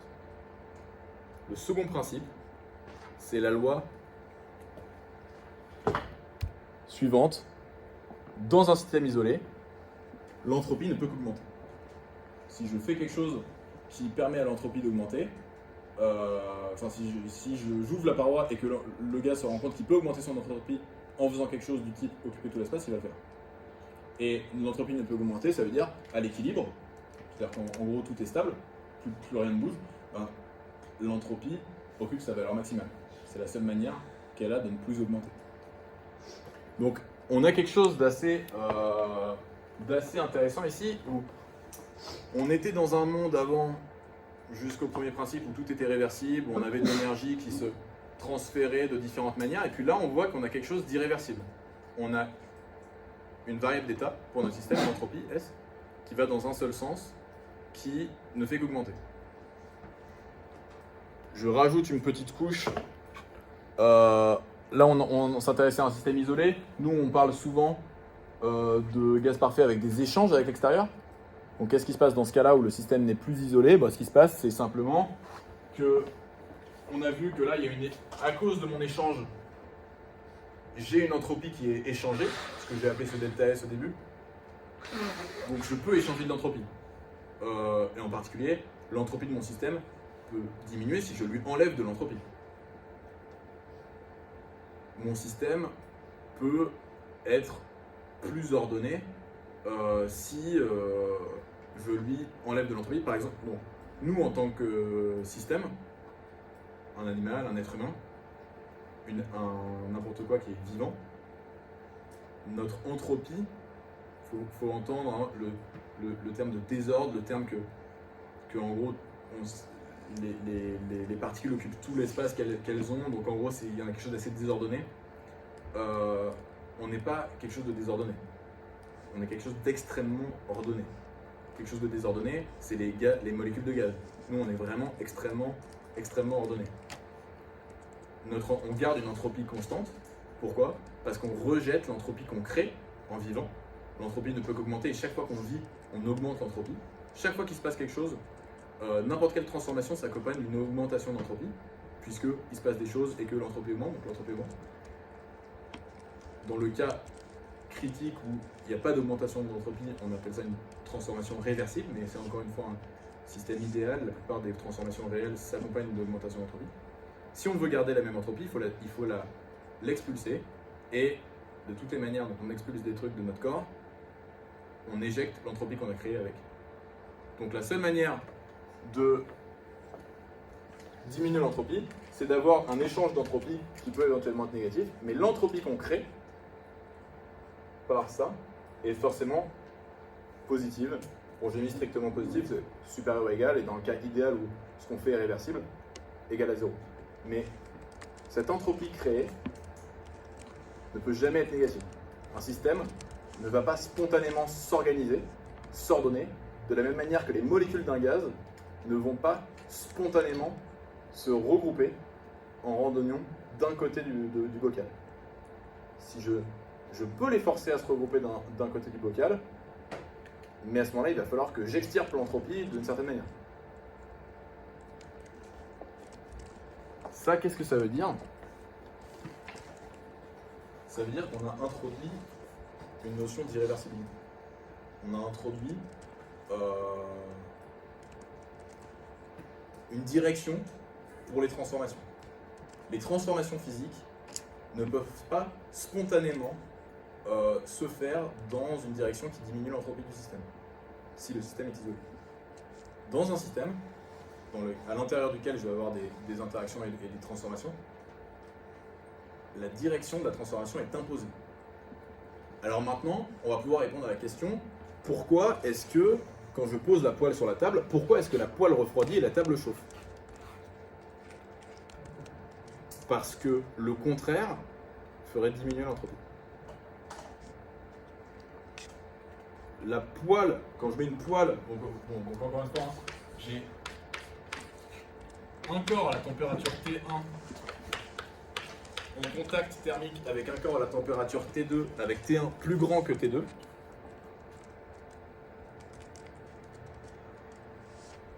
Dans ce cas ici, la configuration d'entropie maximale, c'est quand on est arrivé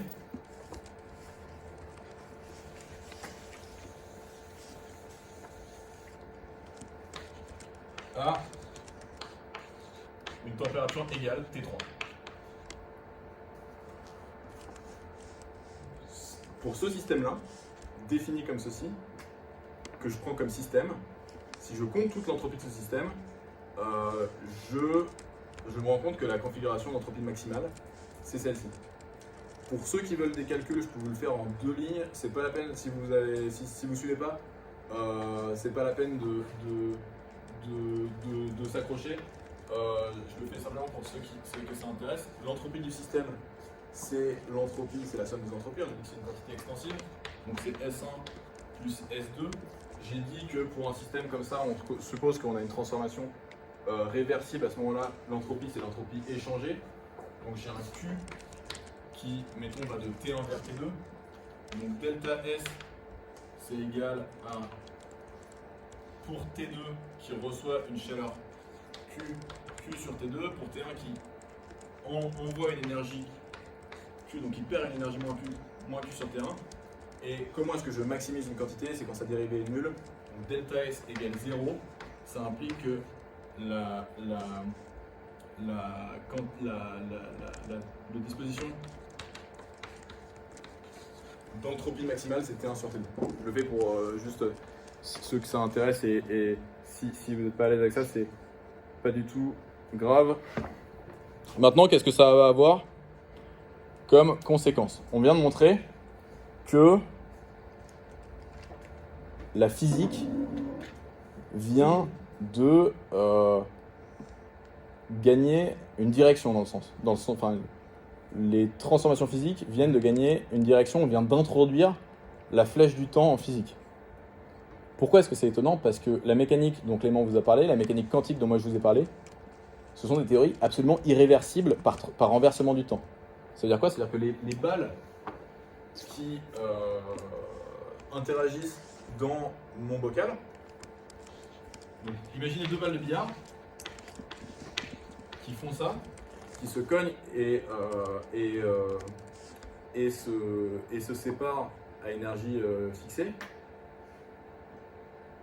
Si je vous passe le film dans l'autre sens, vous allez absolument pas du tout voir de différence. Les lois de la mécanique qui me décrivent ce comportement sont réversibles par renversement du temps, donc on ne voit pas de différence. Mais là, je suis en train de vous expliquer que pour les phénomènes macroscopiques, thermodynamiques, j'ai une irréversibilité et donc une flèche du temps. Pour des phénomènes microscopiques, je ne vois pas de différence quand je renverse le film. Voyons ce que ça donne pour des phénomènes macroscopiques.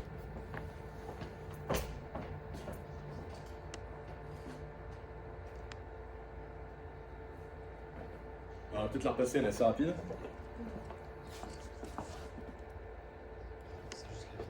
Qu'est-ce que vous pensez de cette vidéo? Donc, je touille. Là, c'est exactement la situation que je vous ai décrite avec les molécules de gaz qui occupent soit une partie, soit la totalité de l'espace disponible. On comprend très bien en regardant ce film à l'envers que ça n'a rien de physique. Il y a un caractère amusant à voir ça parce qu'on se rend bien compte que ça n'a rien de physique.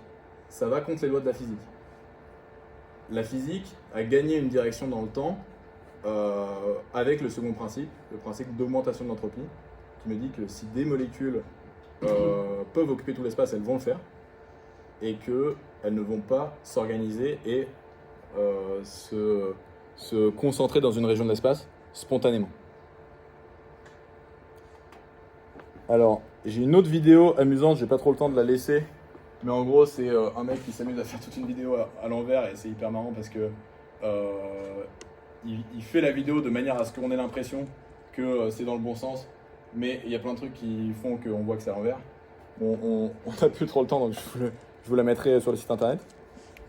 Et il y a une autre question intéressante, c'est, on va tordre le cou à des charlataneries et d'autres. Alors, qu'est-ce qui se passe quand, est-ce que c'est un peu un rêve de gosse de prendre une multiprise, de la brancher sur elle-même, et j'ai du courant qui circule à l'intérieur, et puis on se dit génial, je peux charger mon Mac jusqu'à la fin des jours avec ça, parce que j'ai du courant qui circule, donc j'ai, je sais pas, une source d'énergie infinie. Avec ce qu'on vient de dire, on va pouvoir expliquer qu'il y a deux problèmes là-dedans.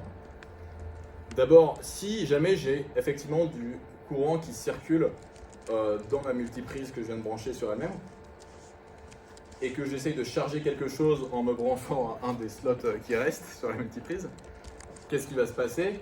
Bah, si effectivement j'ai du courant qui tourne, si effectivement j'ai un stock d'énergie sous forme électrique et que j'en récupère une partie pour charger mon portable ou mon Mac, je vais retirer de l'énergie de ce stock. Ça va pas être un stock d'énergie infini. Même si j'ai une sorte de mouvement perpétuel, je peux pas en faire une source d'énergie infinie parce que par conservation d'énergie, par le premier principe, quand j'en enlève pour charger quelque chose, j'en retire de ce stock. Donc bon, déjà, c'est pas parce que j'ai quelque chose comme ça qui fonctionne que je vais réussir à faire une source d'énergie infinie. Mais il y a un problème encore plus fondamental. C'est que si jamais j'ai effectivement un courant qui circule dans la multiprise,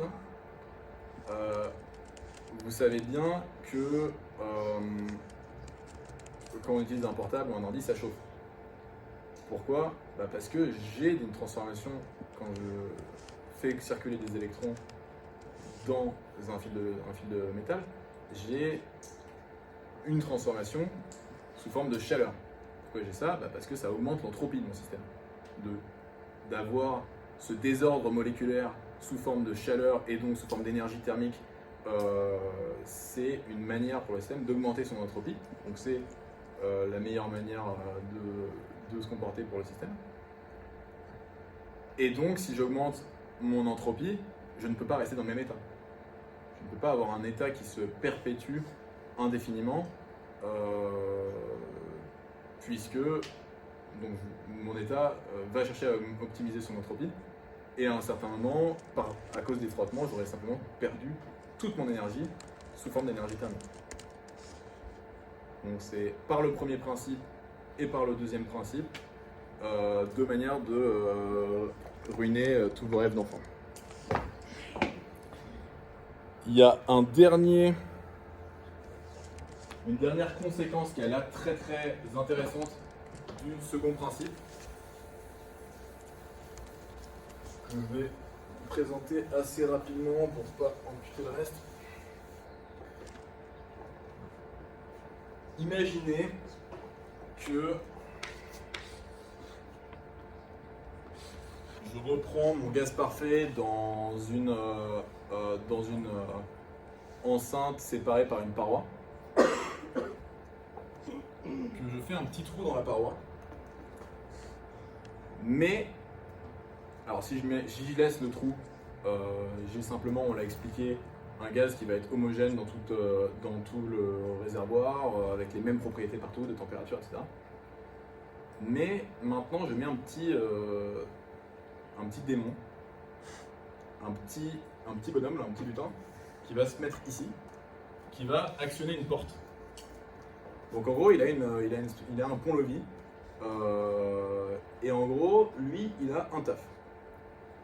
C'est de regarder les molécules qui s'approchent de la porte. Donc, parfois, elles vont s'approcher de la gauche, parfois, elles vont s'approcher de la droite. Il regarde ces molécules-là, et il regarde leur vitesse. Si jamais, donc à chaque fois, à cause de la température, j'ai une certaine vitesse moyenne. Si jamais elles vont au-delà de la vitesse moyenne en venant de la gauche, il les laisse passer. À ce moment-là, il soulève la porte. Il peut le faire sans perdre d'énergie. Soulever la porte, refermer la porte, il peut le faire, ça c'est possible de faire sans perdre d'énergie. Donc il soulève la porte et il la referme pour la laisser passer. Et donc celle qui va vite va se retrouver à droite. Et au contraire, quand il voit une particule qui vient de la droite, qui va très lentement, plus vite que la vitesse moyenne du compartiment de droite, il la laisse passer et la laisse passer dans le compartiment de gauche. Pour les autres cas, si c'est une particule lente qui vient de la gauche ou si c'est une particule rapide qui vient de la droite, il n'ouvre pas la porte et en gros ce qu'il est en train de faire c'est un tri. Un tri entre particules lentes qu'il va laisser vers la droite et entre particules rapides qu'il va laisser lente à gauche et rapide à droite. Est-ce que vous avez le système, ça vous convient? Qu'est-ce qui va se passer au bout d'un certain temps? Quand ce tri aura commencé à être efficace, on aura plus de particules lentes à gauche et plus de particules rapides à droite. On a expliqué que quand j'ai deux corps en contact, ici ils ont un certain contact parce qu'ils échangent des particules, par augmentation de l'entropie, je dois converger vers la même température. C'est le calcul que je vais faire rapidement, hein. La poêle et la table, à l'équilibre, elles ont la même température. C'est ça qui augmente l'entropie pour le système, qui maximise l'entropie pour le système. Et ici on voit que comme la température c'est la vitesse moyenne moléculaire, j'ai une température qui baisse à gauche et une température qui augmente à droite. C'est pas évolué, là, le petit lutin. Mais le petit lutin, il ne dépense aucune énergie en faisant ça. Donc en gros, il ne récupère pas d'énergie, il ne se prend pas de particules en pleine tête. Donc il n'absorbe pas d'énergie. Au niveau énergétique, le petit lutin, il fait rien. Et au niveau énergétique, il ne dépense pas d'énergie, il est indépendant des particules, quoi. Lui, il n'interagit pas directement avec les particules sur le plan mécanique, sur le plan énergétique. Donc ça, c'est un système isolé. Avec voilà, lutin plus gaz, c'est un système isolé. Effectivement, le lutin fait partie du système, mais en termes énergétiques, il n'a aucun impact. Ça, c'est un paradoxe qu'a soulevé Maxwell. Donc ça, on appelle ça le démon de Maxwell. Pour lui, c'était pas un lutin, c'était un démon. Et ça pose un gros problème, on est d'accord. Qu'avec de l'information sur le système, on soit capable de faire une transformation qui, en apparence, diminue l'entropie du système.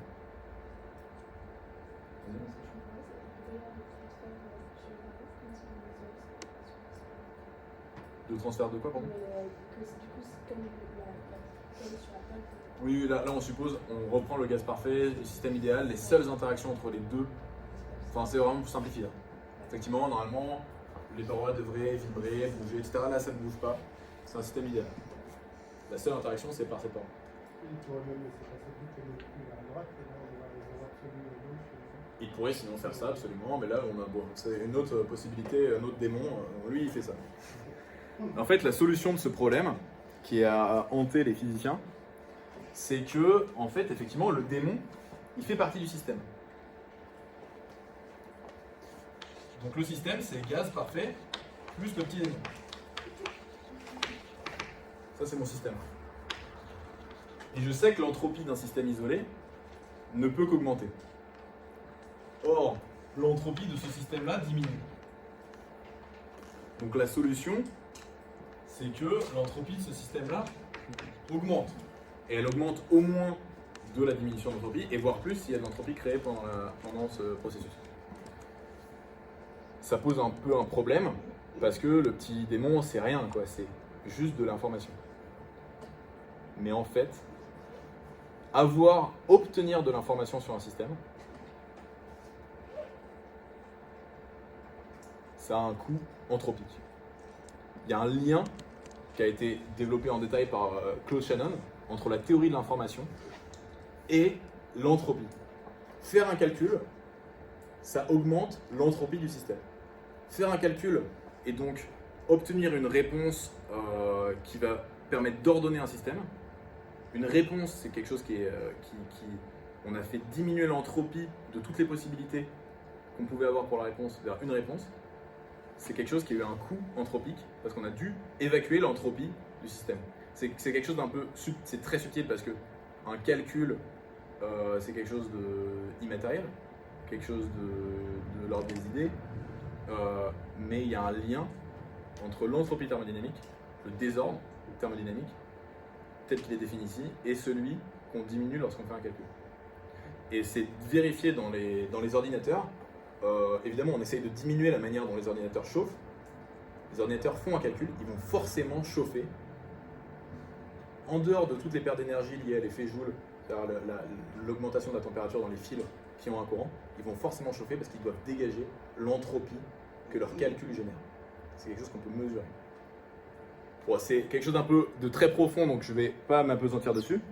Dans l'exemple là, l'information qu'on a, c'est que la droite c'est rapide, la gauche non. Pardon?